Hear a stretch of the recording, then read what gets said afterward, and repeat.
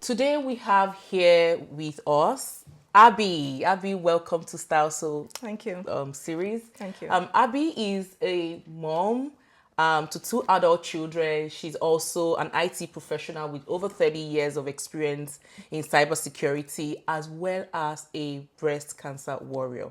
Thank you, Abby, for coming to our show today. Thank you. We're not going to take too much of your time here today, but before we dive into all of the questions, beyond being a mom and being a professional in your field, who exactly is Abby?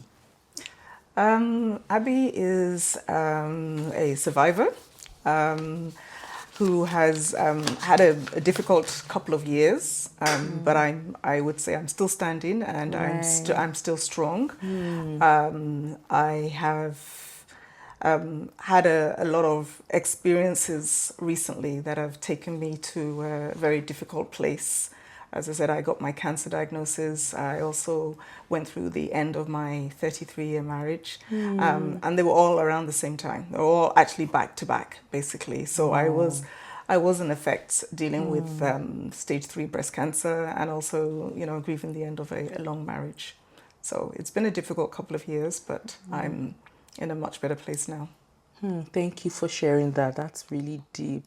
I'm so sorry. Can you share your health experience, one health experience that shaped your perspective on wellness as a Black woman? Because here we're really talking about how Black women perceive health and what's that experience that, that shape, Yeah. Yeah. I mean, for me, I walked through the health system in Canada back in 2022, 2023. When it came to the treatment, I do think I got very good treatment. I have to be honest. I do know that I got an original mammogram in 2021 that was a clear mammogram. So I got that in September 2021. That was just a year before your diagnosis. A couple of months before. Wow. September 2021, and around May 2022, I felt a lump. So I went back to see my doctor, and she didn't brush me off. She didn't say, "Oh no, it's you've got a clear mammogram." She said, "Yeah, let's get it checked out." And when I did get it checked out, they found out that it was breast cancer. And by the time I did all the tests and lumpectomies and things like that, it actually was stage 3 breast cancer, which now I'm understanding that even though they had given me a clear mammogram in September, it wasn't clear. And it was more the fact that because I had dense breasts, they couldn't see the cancer. But they never said, "Oh, you have dense breasts, I think you should go for an ultrasound." They just said, You're it's clear. Yeah. Wow. So in that respect, I do feel that, maybe they should have, mentioned that to me, that you've got dense breasts. We're not completely sure. We're seeing something, but whatever. But they didn't. But when I did get the diagnosis, I did get a good level of treatment. I was happy with the timing and how everything went. There were some things that I felt weren't ideal, some oncologists, left a little bit to be desired. But generally, it was a good experience. I mean, so you never felt that you were different, while as a Black woman compared to if you were non-Black, did you? No, I didn't. I mean, I think, I think because of my age and my experience and my confidence, I think I was ready to ask all the right questions. When I would go for appointments with oncologists, I went with a friend who knew a lot about cancer and biopsies and the different kinds of diagnoses. I always made sure I would go with somebody. And even when I would leave an appointment and I had questions, I'd make sure I go back with questions. So I do feel that if you're not a very confident person, if you're a little bit intimidated by the doctors and the professionals, you can sometimes be brushed off. But that wasn't me, because I made sure I asked all the questions that needed to be asked. So safe to say that, it might not be the same for someone who's younger and who doesn't have the same experience or self-confidence. Or the same self-confidence, yes. Because I do find some of the doctors can be, a little bit off-putting, a little bit, in effect, you are a number to them sometimes. And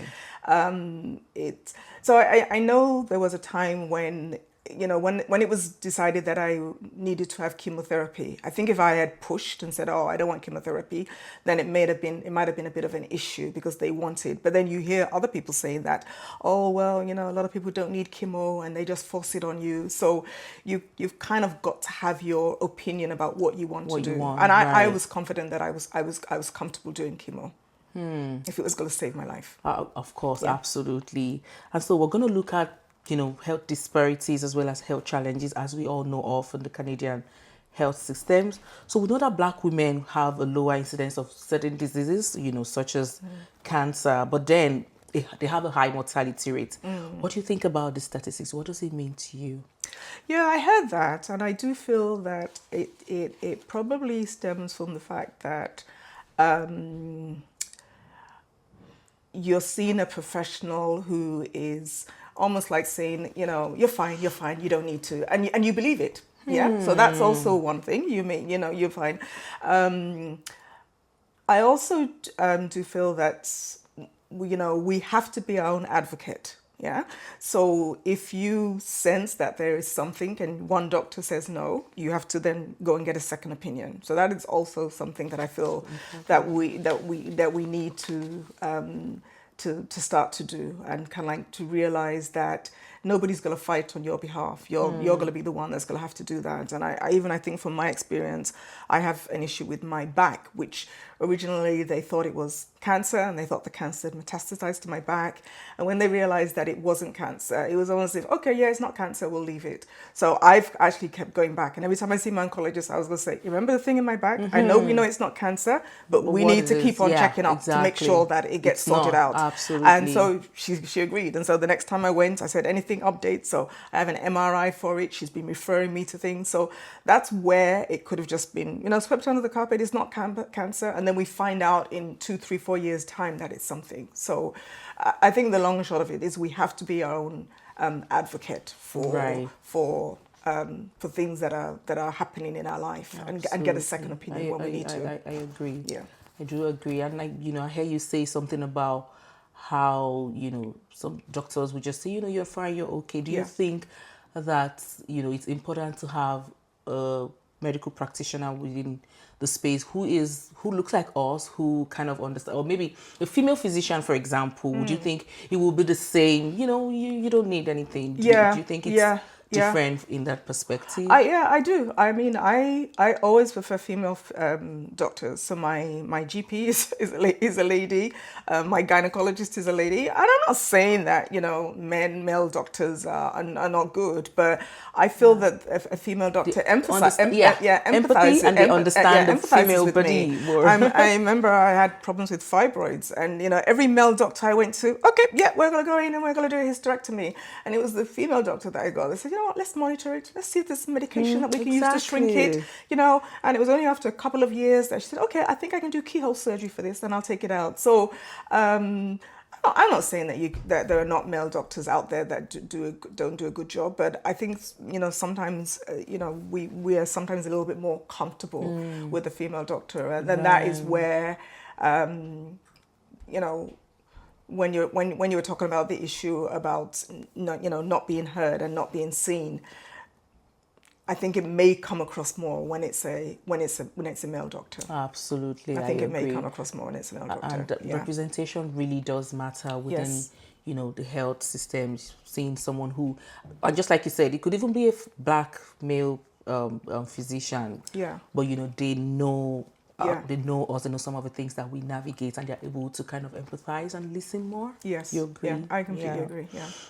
So what kind of barriers, whether they're systemic, whether they're financial, in accessing healthcare in Canada, did you kind of experience any of those? I personally didn't experience any. I do find that there are certain times when I find women are a little bit apprehensive about going to see a doctor. Yeah. And, they'll talk to each other. Oh, I found a lump, and I don't know if I want to speak to somebody. Even when I was, and this lady wasn't black, she was, I think, from the Philippines. Yeah. Right. When I had my surgery, when I had my mastectomy surgery, and she was one of the nurses that came to do my bandages. She was saying, "Oh, how did you know you had cancer?" And I was telling her about what happened. I said, "Yeah, I felt some lumps in my breast, but I don't want to go and see the doctor." You know, and you know, so that is. I do find that there are certain people that, you know, they almost don't want to know what the truth is, and you know, my thought is that, you know, just not go and see the doctor is not going to help you, because if it is cancer, it will Yeah, you can spread, tell in and it will time. go from your breast into your lymph nodes, from your lymph nodes to other parts of your body. So I kind of like encouraged her that if you've got something there, Go get it check checked it out. out. Get it checked out. So that kind of sense of denial that, you know, it's nothing, or you know, I'm going to pray about it, and you know, hopefully it will go. We need to accept the fact that we're going to pray about it, but we also need to make sure we're seeing a doctor and getting it checked out. I mean, it's interesting. Do you think that's cultural from, you know, where we come from? Because you just said that was a Filipino woman. So, right, what, or is it because they're just, it happens with women generally? Or, you know, why do you think that is? I know. Because I can totally relate with, Yeah, you know, yeah, not wanting to yeah, just, she's not the only one. I, yeah. for myself as well, like it has to be something really extreme Before you or bad go, before I go. yeah. I know, even when I got my diagnosis, and you know, there were a couple of people that were saying, "Ah, yeah, no, there was one time, me too, that I felt a lump, and you know what, I went into serious fasting and serious praying, and then it went." It disappears. Yeah, and then it disappeared. So, you know, you kind of look at it and think, "Oh, well, was I not, you know, strong enough in the faith or whatever?" So, yeah, I don't know. It is, you know, a little bit difficult to tell people that, you know, if it's cancer, it's cancer, and Right. yeah, and get it checked out. You know, get it checked out. Yeah. Okay. So we just before now, I think you kind of have answered some of those questions, but I would really want to focus on it a little bit more. Did you ever feel that your voice was heard and you were really understood by your, you know, By the and you doctors. know, if yes, what was that specific thing, and if not, what was that thing as well that was missing?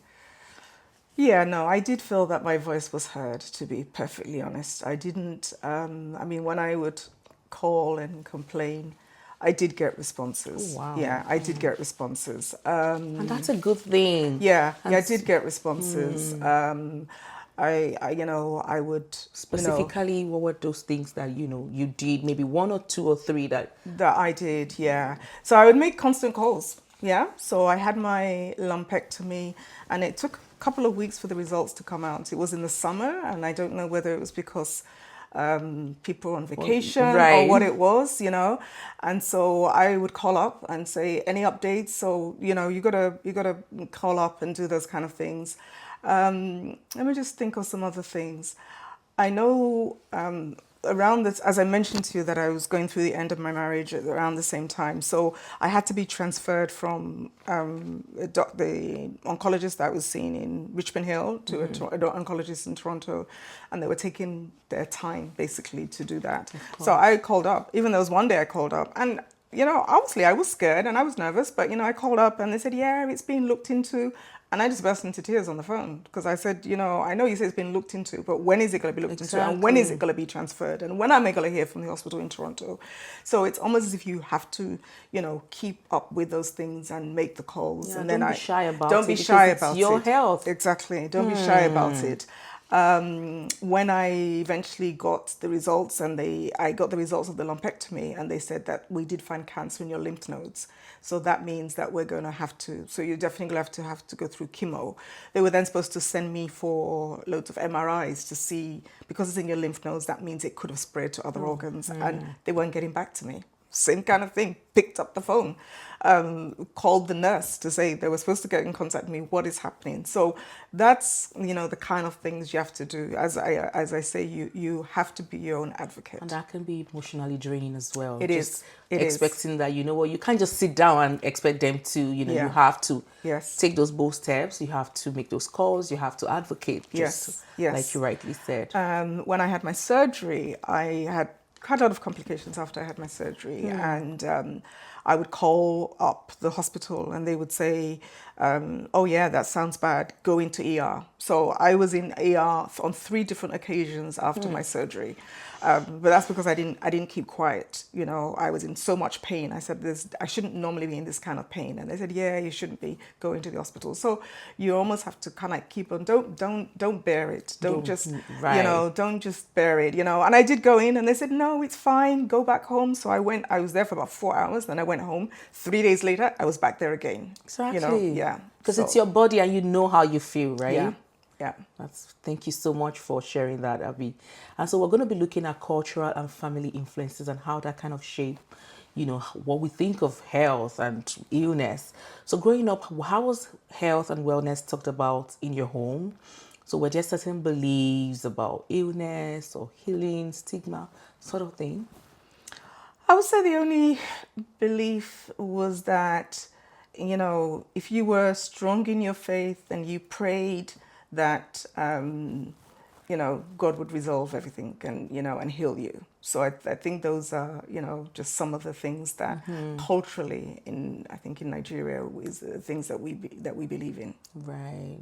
And did you think, what do you think does that shape, the way you think about health and, It in your shapes adult? it to a certain extent, but I also do believe that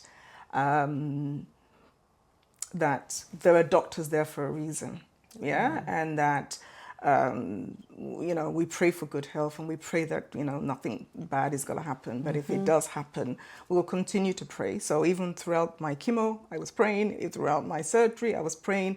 But I was also going to see the doctors and taking the medication. Exactly. So I was doing both. Both Yeah, and not just relying on the prayer. prayers, Yeah, right? and I pray now every day that I'm in remission, that it doesn't come back. So the faith is still there. But then I also take my medication every morning. Yeah, the medication that I'm on. Yeah, I'm on medication for 5 years. I'm on another one for 2 years. So I'm doing both. Yeah, and I just feel that we can't just do the prayer and not take the medication and not see the doctor and not do all the things that we need to do. Thank you so much for sharing that. I mean, it just sounds like a whole lot. And of course, we, as as a mom, as a daughter, as a sister, as a friend, even a professional would do a whole lot, like a whole lot, right? So how do you balance taking care of others and also, while taking care of yourself or taking care of, do you understand what I mean? So how Yeah. do you balance all of that out? Because navigating cancer itself is a whole Yeah. lot. Yeah. And then, of course, you still have the people that you care Yeah. about, your Yeah. community, your children, Yeah. being a sister, a mom, a Yeah, partner. yeah, no, I agree. And it must be really, really difficult for people who've got young children to navigate this because you're still busy looking after your children. Yeah. Exactly. I just kind of like stay strong, and that's where prayer does come into it. I stay strong and accept the fact that I'm walking my walk, but then Right. try to be there to be supportive for other people. I had a friend that had a terrible tragedy around the same time that I was going through my just after my Chemotherapy. surgery. Oh, Yeah, just okay. after my surgery. But I made sure I was there for her too. So you're finding that strength in yourself, but being that supportive person for others. Someone else. Wow. I'm dealing. My children are older, but I was helping my son. Sort out some things at that time. I was helping my daughter, who was very, very busy at work and going through a lot of stress at work. So you're giving of yourself as much as you can, but then you're also looking after yourself. So I'm also resting. I'm also taking it easy. I'm not bringing any stress into my life. I'm trying to stay calm in situations.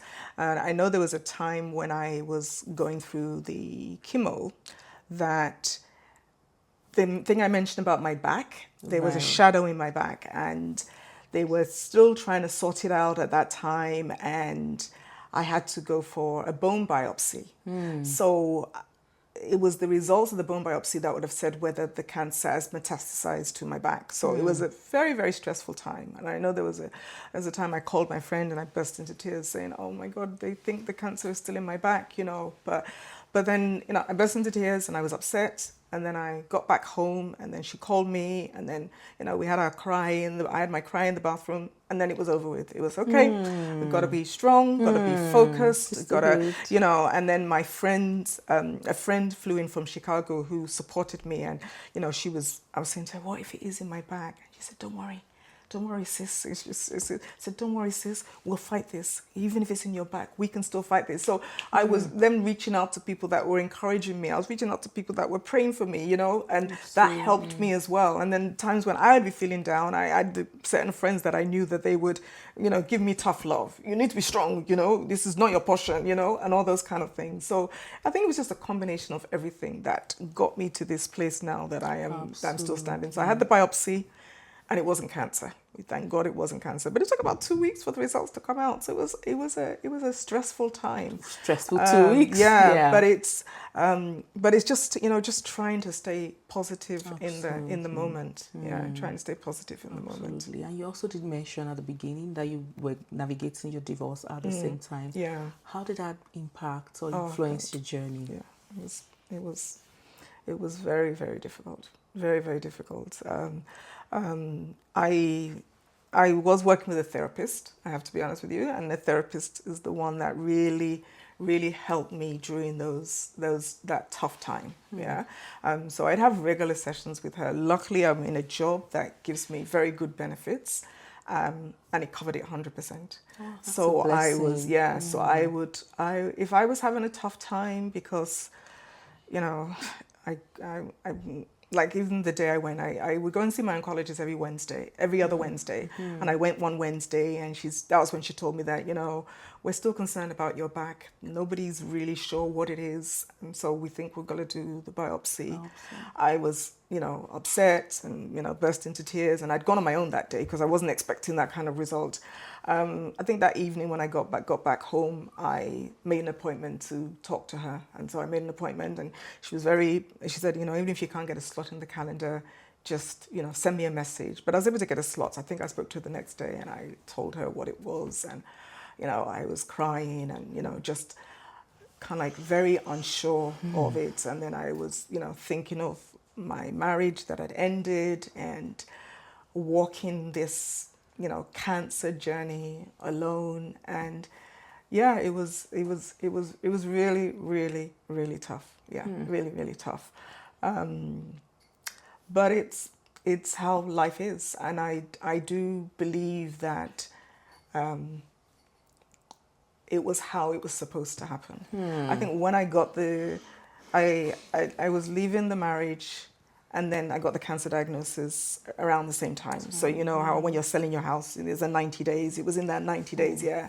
And I remember when it was so back to back, I kept saying, why? Why me and why now? That's the question I kept asking. But after I walked it, and after being in it, I realized that there's sometimes that's how life is, yeah? And it makes you stronger, it makes you wiser, and it brings people into your life who are going to support you during that time. Right. So as much as I thought, oh God, if I'm still in my marriage, I'd have my husband to support me or whatever, I had 20 friends supporting me, so instead of one, I'll give you 20, right, and I had friends that said, as soon as I heard that you had cancer, it was almost as if God said to me, you need to make sure you support her. You need to make sure you're there for her, and I didn't know that, and it's true. She would call up so regularly, because I found a lot of people would say that to me, that God said, you need to make sure you're supporting her in this journey. Oh, yeah, wow. Yeah. That's the power of community. Yeah. And I only found out this later on. There was somebody that I know, he would send a prayer every single day when I was going through chemo. A recorded message when I wake up in the morning is on my phone every single day. And I had 17 weeks when I was going through chemo. And I was saying to him, my gosh, this is a lot of work. He said, it's okay. God told me to do it. Oh, wow. God told me to do it. It's not me. So that's the support I got. So I didn't get the support of one person. I got the support of 20 people.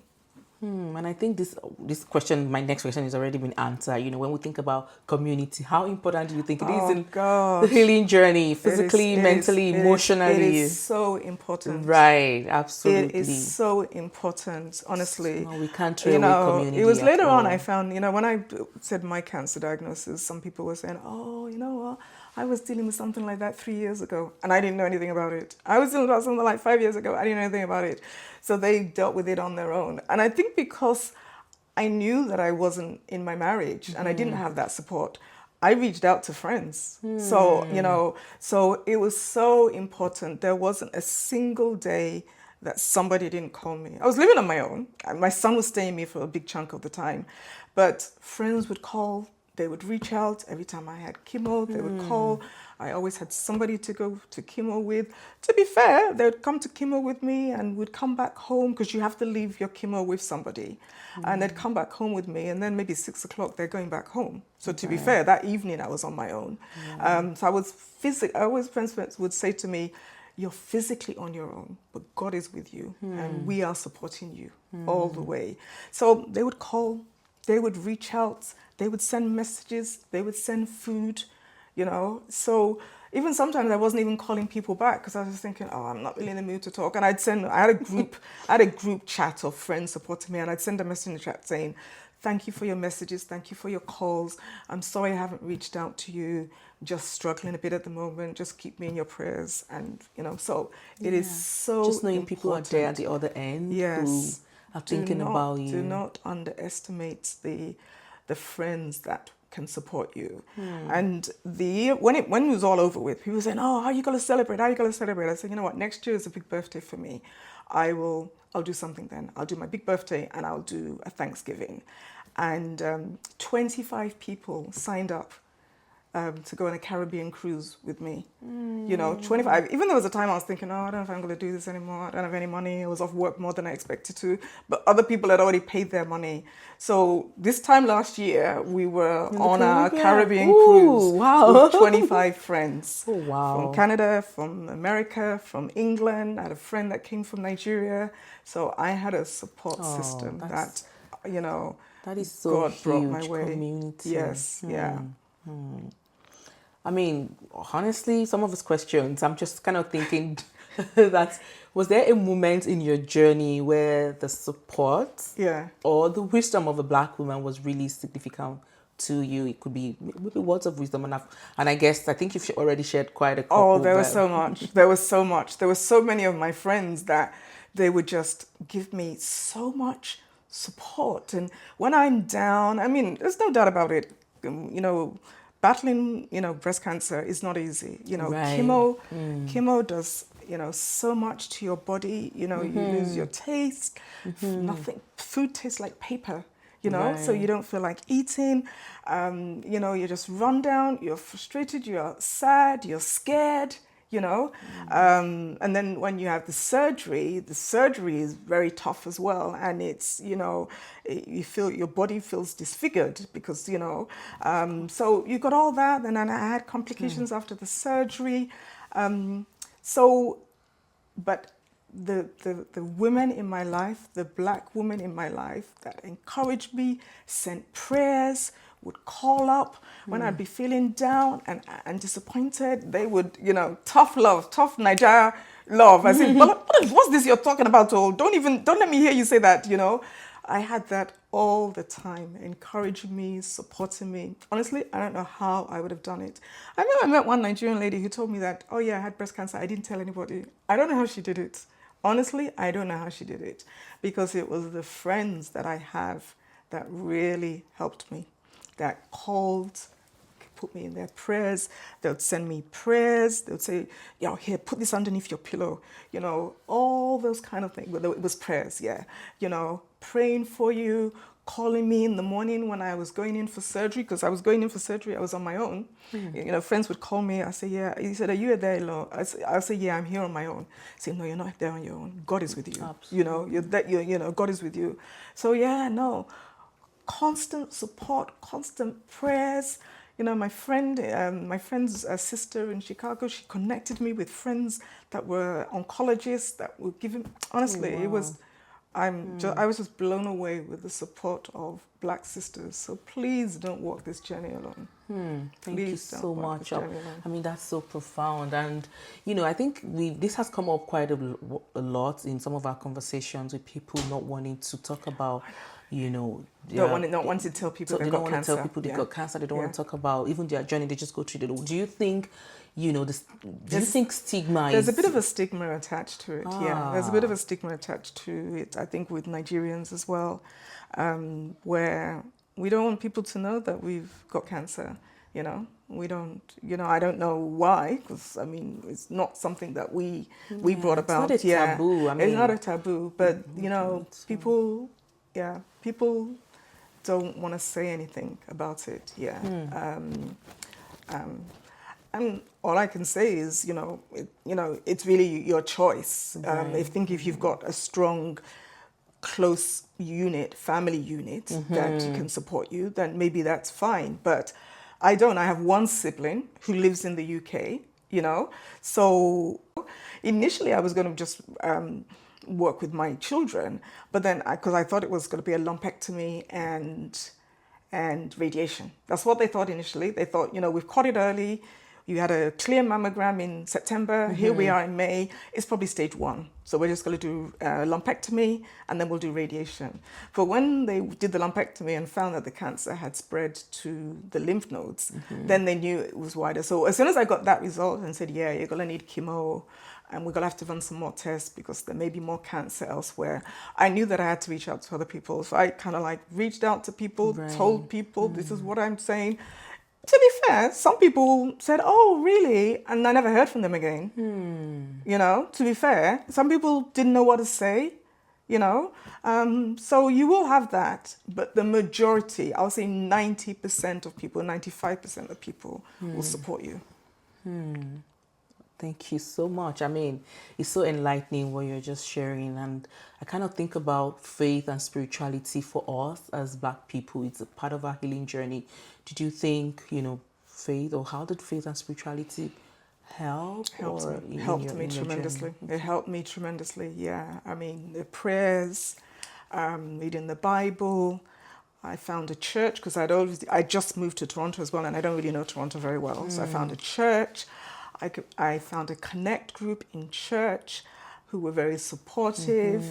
I attended a divorce care program through my church, so I made friends through that. Like, I was just out there, and I know a lady said to me, she said, "Oh, I was really impressed with the way you kind of like put yourself out there," because I was looking for friends, I was looking for support, I was looking for other people who'd walked my journey.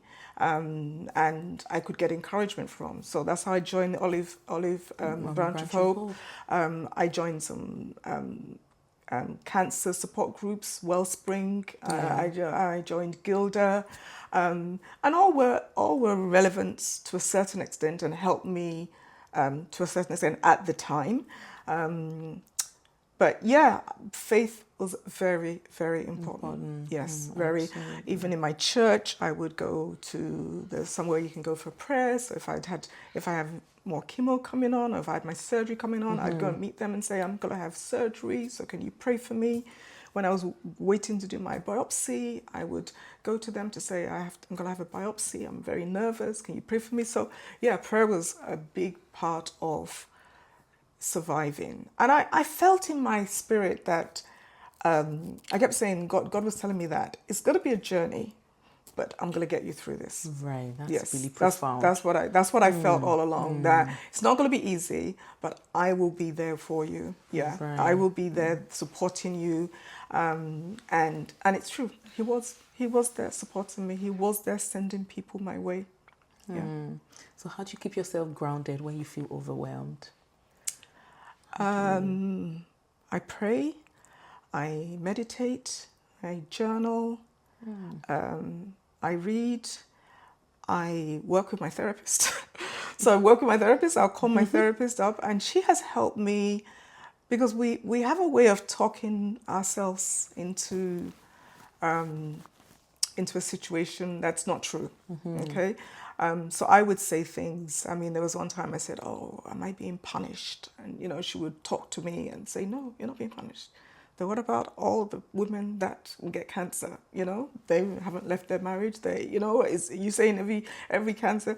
So all those things kind of like helped me, to be grounded and to be strong and let me join. So I joined about week 5, and in the session, obviously because I was new, I wasn't talking as much as everybody else, and eventually they tried to draw me in and say, "Oh, Abby, what's your story?" And so I, told them, and I told them my marriage had just ended, and I told them, I think from the conversations and the questions they were asking, they realized that I was going through chemo at the time, and they were all kind of like in shock that, "Oh my gosh, you're going through chemotherapy and you're just dealing with," and all these people there were only dealing with the end of their marriage.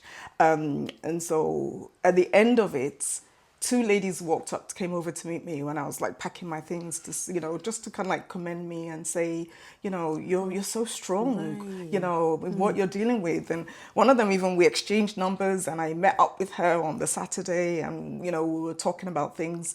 But what I kept hearing from them is that, "I can't believe how strong you are, how you're handling this." And was in me, I didn't think I was strong. I knew how many sessions I was having with my therapist. I knew how many times in the evening I kind of like, yeah, I was feeling lonely and sad about everything that was going on. But yeah, when I got the feedback from them, I realized that, you know what, you're actually handling this a lot better than a lot of women would have done in the circumstances. But long story short is I ended up doing the session with them till the end. I missed some at the end because I would, have chemo, and maybe I was still quite ill, and so I'd miss a couple. About 6 months later, because I still go to that church, Right. 2 of the facilitators of that divorce care program, one of them, I saw her in church, and she was saying, "Oh, Abby, you're looking so good," and blah, blah, blah. And she was saying, "I just wanted to say to you that, the lady that organizes this was asking us if we know of anyone who we would recommend to facilitate this divorce care program. And, we both thought about you." Wow. We all thought about you. And I said, "Oh, really? That's, I'm touched." And she said, "Would you be interested?" And I said, "Yeah, I'll be interested." So here I am now. I facilitate the divorce care program in my church. Oh, wow. Yeah, so it's every, I had a break at Christmas, but I'll be starting again now. And we have a group of people who are going through divorce. We watch a video, we talk about things. But I'm saying the story in the sense of, I was stronger than I thought I was. Right. If anybody That had you told gave me, yourself credit yeah, I for. was stronger than I gave myself credit for, because as much as I felt down and sad and unhappy, I was picking myself up every Sunday. I was making sure I was going to church. I wasn't kind of like lying in bed, crying my eyes out and not able to do anything. "Oh my God, how could this be me?" I joined a Connect group. I, was raising money for breast cancer, Princess Margaret. I would do the 5K walk. And so I was doing all those kind of things to almost like take my mind away what I was going through, and build on where I was. So here I am now. I I did have a lot of therapy. I'm not going to lie to you. I did, but I think I learned from it. And every time I would see her, she would say, "Oh, I'm really, really impressed that you're doing this. Oh, I'm really happy that you're doing that." And so now I don't see her as often. I do see her, but I don't see her as Not as often. Yeah, often. yeah. That's a great move Yeah. from where We, you originally we started are from. A great stronger. We are improvement, stronger right? than we think. I know, We are stronger than we absolutely, think. absolutely. And Yeah. sometimes some of these things bring out the strength in us. Some of Yes. these experiences, you're like, I did that, I can't do that. Yes. Like a queen, and look at me, look Yes. at where I am now. Yes, yes, exactly. Because I see certain people that are, just dealing with the end of their marriage and not coping at all. But when you're dealing with the end of your marriage and you're dealing with the cancer and all those kind of things, it was almost like a double whammy to deal with at the Yes, same time. it is, Yeah. absolutely. And, I just wanted to take us back a little bit. If young Abby was in the room with us today, what is that thing that you're going to tell young Abby? She's 12, Oh, 13. that young. Yes, that young. or even if she's in her 20s, what is that thing that you're going to tell her to, to take note of, the most important thing that you're going to tell her to take note of, about her health, about self-care, about wellness generally, about advocacy, about what womanhood is all about. What is that one thing that you would, wish young Abby knew? Yeah. Um, I would tell young Abby to look after herself. Yeah. Um, Nobody's going to look after you as much as you looking after yourself. Yeah. I would tell her um, to be strong, and to know that life doesn't always turn out the way we want it to or the way we expect it to. But if you are, dedicated and focused, you will get to where you need to go to. I will tell her to love herself, to love the people around her, but to also love herself, and not get lost in the needing to be a perfect person for other people. Oh my goodness, I would take that with me as well. Yeah. Not to be perfect for other people, but just yes. look inward and love yourself. Yes. You are the only one who can take care of yourself Yes. more Yeah. than anyone Love else. them. I'm not saying you shouldn't Oh, love yeah, them. of I course. love them, but remember you. Yeah, remember you. Yeah, yeah. Take care of others, we but can, take care of yeah. yourself. As mothers, we can, as mothers and wives, we get lost in that notion of, oh, I got to be a good mother. I got to be there for my children. I got to, do all the things. I got to be a good wife. I got to be the, and we lose ourselves. We lose who we are, because we are important as well. And as much as we love our children when they're younger, their focus is on them. Right. Yes, their focus is on them, and so you have to learn to love yourself. I mean, I always think about this announcement on the plane where they say, when the cabin Yes. pressure drops, Yes. wear your don your mask before you don, even if you have a child, because if you pass out, then you're not going to be able to help your child. So I kind of think that this really resonates with everyone, even those who are watching us. Yeah.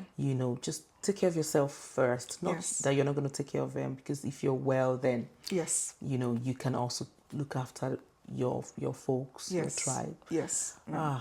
So what is that one thing that you would want Black women to know about advocating for themselves? Especially within the healthcare system, or the main healthcare Yeah, I mean, structure. I think it's in line with some of the things that I've already said. Be your own advocate, and if you go to one doctor and they say no, then try another doctor.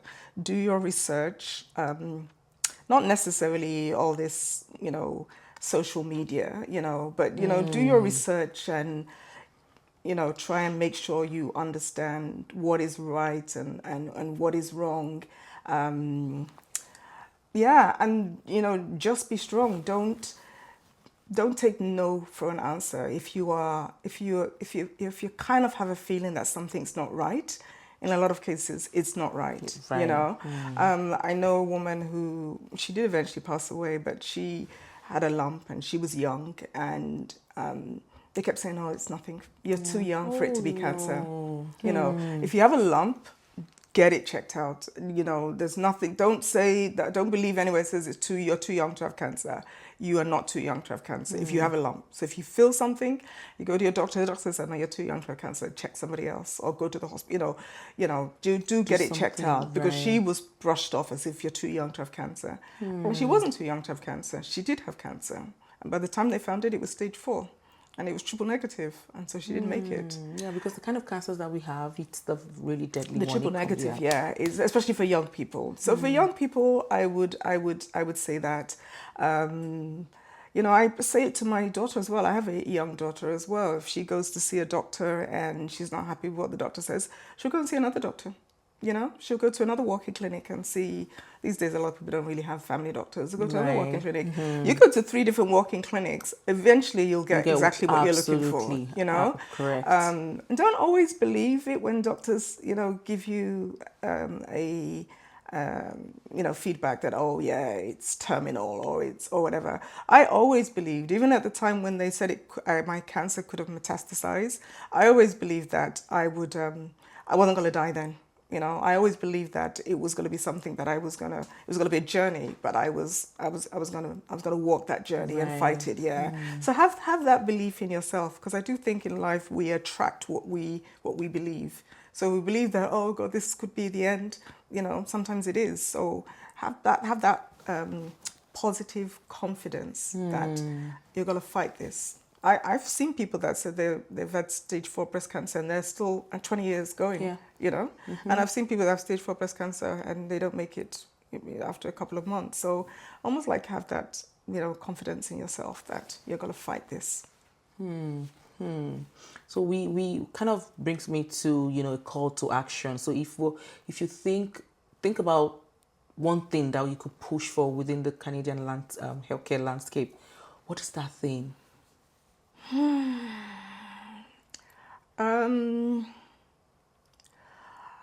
I know we're all talking about breast cancer, and I know we're talking about how prevalent it seems to be now with younger women. So I think it would be nice for them to reduce the age at which women have mammograms. Yeah, I saw my doctor last year, and she was saying, "Oh, Abby, I am so amazed at the number of young women I'm seeing now that have breast cancer." So I think that would be it to reduce the It's really age. important. Yeah, to reduce the age, maybe down to 30. Even 20s, honestly. Yeah, I don't know what they'll do, but yeah. The other thing is, I would say, is to let people who've got dense breasts know that they've got dense breasts, and maybe to push for people who have dense breasts to have an ultrasound with their mammogram.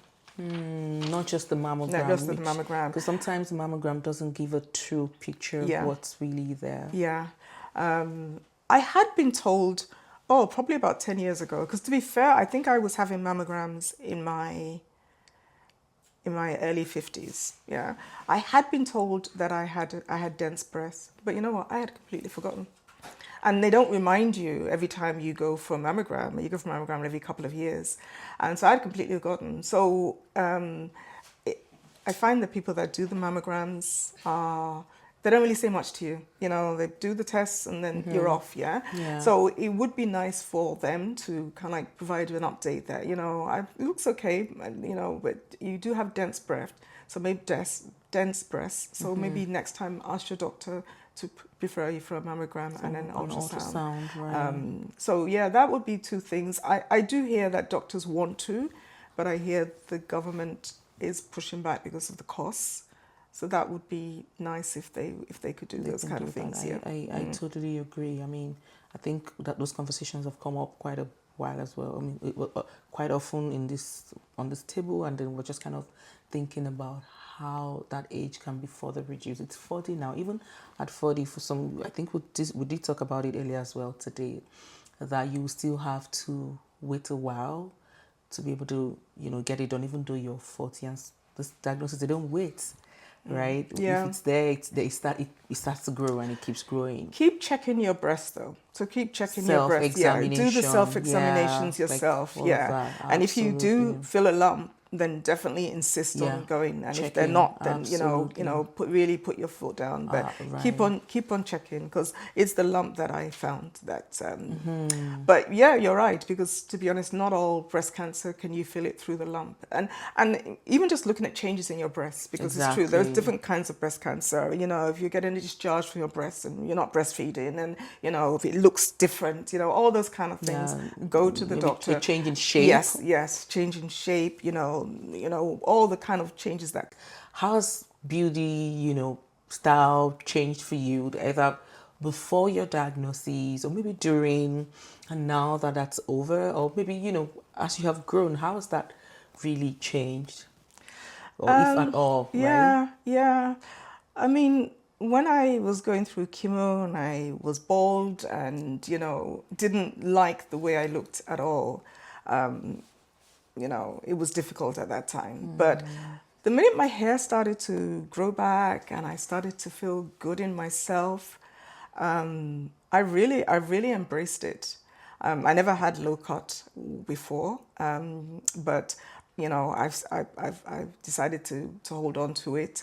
I've started to look. I'm not that I didn't look after myself before, but I started to look after myself. I've started to, do things with my hair. I've started to look after my skin. The chemo wreaked havoc with my skin, and it just did not look nice afterwards. I felt like I had aged like 15 years. So I started, treating my skin better. Using a toner, using a moisturizer, using retinols at night. Like I really started looking after myself. I looked at makeup that I could use to kind of like, because obviously I'd lost my eyebrows, lost my eyelashes, everything like that. So I started to, look for good makeup, and even the lady here has been telling me about some. So I've started to feel really much better in myself, and I found that as I'm feeling much better in myself, I'm receiving it from other people as well. I don't remember any time over the years that somebody that I didn't know would stop me and say, "Hi, sister, you look really good." But now sometimes when I go out and I'm just done my little powder and whatever, my low cut, I get that. And obviously they don't know what I've gone through. They don't know my Right. story. But when I walk away from it, I feel so good in myself that, you cannot believe, in my mind I'm thinking, oh God, thank you. I remember when my hair was growing back, thank you. But she didn't know. What's salt and pepper hair? It's when it's the grey and the Yeah, black, exactly. Yeah. She didn't know that it is just growing back after breast cancer, So it's amazing how, I have more compliments now. I was going to say that some of the things that we think are challenges and we think are shortcomings. Yeah. And people Now are like, than I ever wow. had before I had cancer. Ever had. Yeah. I was coming out of a Winners Home Sense the other day, this last year, and this black lady, she was going in, I was coming out, and she came back out. I said, "Sister, you look so good." And I thought, "Oh, thank you, thank you." So, yeah, love yourself, love the new you, look after yourself, dress nicely, love yourself. That's Right, what I've started to do, absolutely. love myself. Thank you so much for sharing. I can definitely, that definitely resonates with me as well, and I can relate. So we are thinking about what's that one beauty um, choice or style choice or routine that, kind of makes you feel powerful. What's that one thing? It could be maybe in terms of outfit choice or maybe makeup or, I think it's the full package these days. I think when I leave home, I want to look good. And I'm not doing it for anybody else. I'm actually doing it for me. for me. I want to look good. I want to feel good. I remember how I felt and looked during chemo, and I thought to myself, I never want to feel like that. I never want to look like that. Again, So as I'm going out of the apartment, I look at myself. I think, yeah, you look good. You look good, and then I'm out. Yeah. So it's the full package. Oh, that's nice. Thank you for sharing that. It makes me giggle and smile. So what's one word that you would use to describe yourself right now on that seat in this moment? How do you feel? Empowered. Empowered. Yeah. Empowered to move forward to a brighter future. Thank you so much for sharing your story today. Your voice and your strength and even the stories that you've told and all of the anecdotes here and there, they mean so much. To all of you that are watching today, here is your space too. You can comment, you can share, you can rebroadcast this, and you can also share your stories with us because your stories, they are meant to be told.